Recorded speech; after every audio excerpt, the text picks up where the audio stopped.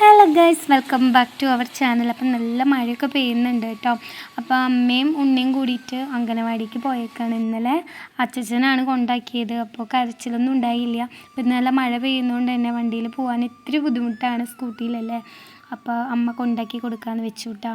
അപ്പോൾ ഞാൻ അടുക്കളയ്ക്ക് പോവാണ്, കുറച്ച് പണിയുണ്ട്.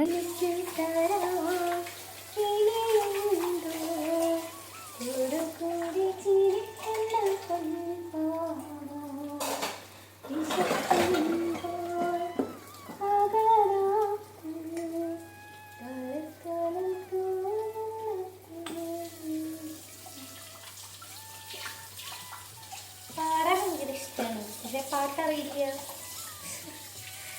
പാടാനറിയില്ല, പാടാനറിയില്ല.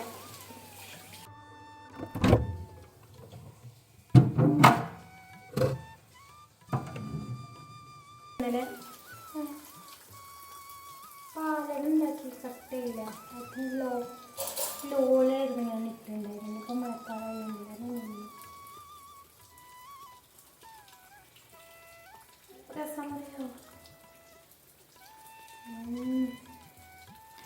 അപ്പം നമ്മുടെ അടുത്ത പണിയിലോട്ട് കിടക്കുകയാണ് കേട്ടോ. അപ്പോൾ കൊള്ളിയൊക്കെ വാങ്ങിയിട്ടിരിക്കുന്നുണ്ട്. അപ്പോൾ ഉണ്ണിക്ക് ഇങ്ങനെ സ്നാക്സ് എന്തെങ്കിലും നമ്മൾ കൊടുത്തയക്കാറുണ്ട് അംഗനവാടിയിലോട്ട്.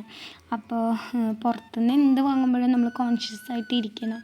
അപ്പോൾ നമ്മൾ വീട്ടിൽ നല്ല എന്താ പറയുക, നമ്മൾ കോക്കനട്ട് ഓയിൽ യൂസ് ചെയ്തിട്ടാണ് കേട്ടോ ഉണ്ടാക്കാറ്. എന്ത് ഐറ്റംസ് ആണെങ്കിലും കോക്കനട്ട് ഓയിലാണ് യൂസ് ചെയ്യാറ്.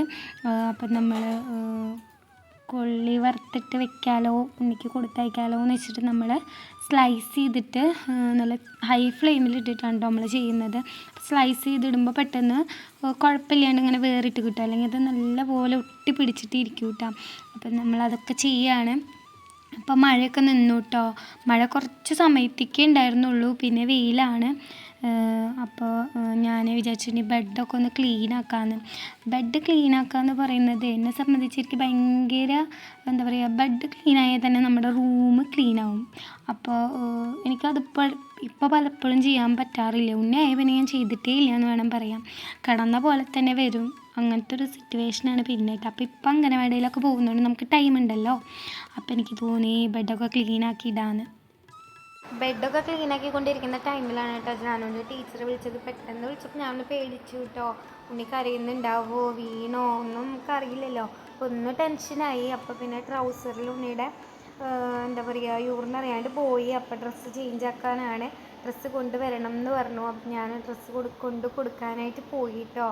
പോയി വന്നു. കുറച്ചൊരു 1.5 മണിക്കൂർ കഴിഞ്ഞിട്ടുണ്ടെങ്കിൽ ഉണ്ണീനെ കൊണ്ടുവരാമല്ലോ. അപ്പോൾ ഞാൻ കൊണ്ടുകൊടുത്തിട്ട് വേഗം തന്നെ വീട്ടിലേക്ക് പോന്നു കേട്ടോ. അപ്പം അങ്ങനെ നമ്മുടെ ജാനുക്കുട്ടി അംഗനവാടിയിൽ നിന്ന് വന്നിട്ടുണ്ട് കേട്ടോ. അപ്പോൾ അച്ഛൻ പോയിട്ട് കൊണ്ടുവരിക കേട്ടോ ചെയ്തത്. അപ്പോൾ അവൾ ഭയങ്കര ഹാപ്പി ആയിട്ടാണ് വന്നത്, കുഴപ്പമൊന്നുമില്ല. അപ്പോൾ നല്ല കുട്ടിയായിട്ട് അംഗനവാടിയിലൊക്കെ പോകുന്നുണ്ട്.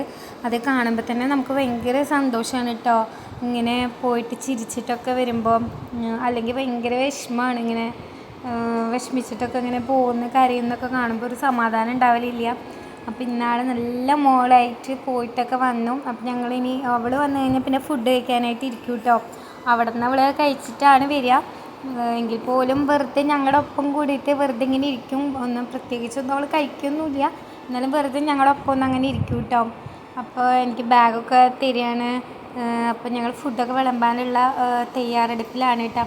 അപ്പോൾ ഞങ്ങൾ മിക്കവാറും താഴത്തിരുന്നിട്ടാണ് കേട്ടോ കഴിക്കാറ് അടുക്കളയിൽ. അപ്പോൾ ഇന്ന് അവൾ പറഞ്ഞു അവൾക്ക് ഇഷ്ടം ടേബിളും ഇരുന്ന് കഴിക്കാനാണ്. അപ്പം അങ്ങനെ കഴിക്കാമെന്ന് പറഞ്ഞു. അപ്പോൾ ചോറും മുതിരപ്പേരി, ഇന്നലത്തെ ബീഫ് വരട്ടിയതും സാമ്പാറും പപ്പടവും അച്ചാറും ഒക്കെ ഉണ്ടായിരുന്നു കേട്ടോ. അപ്പം ഞങ്ങളെല്ലാവരും കൂടി ഫുഡ് കഴിക്കുകയാണ് കേട്ടോ. ഫുഡ് കഴിക്കുമ്പോഴാണ് കൂടുതലും ഞങ്ങൾ സംസാരിക്കാറുള്ളത്, ഓരോ വിശേഷങ്ങളൊക്കെ പറഞ്ഞിട്ട്. അപ്പം അങ്ങനെ ഫുഡൊക്കെ കഴിഞ്ഞ് ഞങ്ങൾ റൂമിലോട്ട് വന്നു കേട്ടോ. അപ്പോൾ ഫ്രിഡ്ജിൽ ഞാൻ നേരത്തെ വെച്ചിട്ടുണ്ടായിരുന്ന പാലട, അതൊരു ഐസ്ക്രീം പോലെ ആയിട്ടുണ്ട്. അപ്പോൾ അത് മോൾക്ക് കൊടുക്കുക വെച്ചിട്ട് അവൾക്ക് ഇഷ്ടമില്ല. അപ്പോൾ അവൾക്കും എനിക്കും കുറച്ച് കഴിക്കാമല്ലോ എന്ന് വെച്ചിട്ട് ഞാൻ കഴിച്ചൊന്നുമില്ല കേട്ടോ, ഉണ്ണിക്കനെ കൊടുത്തു. അപ്പം അങ്ങനെ നമ്മൾ എന്താ പറയുക, ഇതൊക്കെ കഴിക്കട്ടെ കേട്ടോ. അപ്പോൾ എല്ലാവർക്കും ബൈ ബൈ. അപ്പോൾ നമ്മുടെ ആദ്യമായിട്ടാണ് വീഡിയോസ് കാണുന്നത് വെച്ചെങ്കിൽ എല്ലാവരും നമ്മളെ സപ്പോർട്ടൊക്കെ ചെയ്യുക, നമ്മുടെ ചാനൽ സബ്സ്ക്രൈബ് ചെയ്യുക, പിന്നെ എല്ലാവർക്കും ഷെയർ ആക്കി കൊടുക്കുക. അപ്പോൾ അത്രയേ ഉള്ളൂ. Bye bye.